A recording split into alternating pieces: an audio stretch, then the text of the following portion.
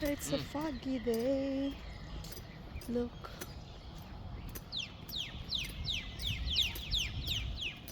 You can hear only the chirps of the bird.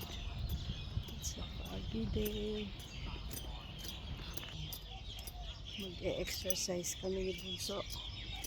And jogging. And then, doon kami nakatira guys. Ayun. Tingnan natin yung reservoir. Let's see. Ay, we cannot.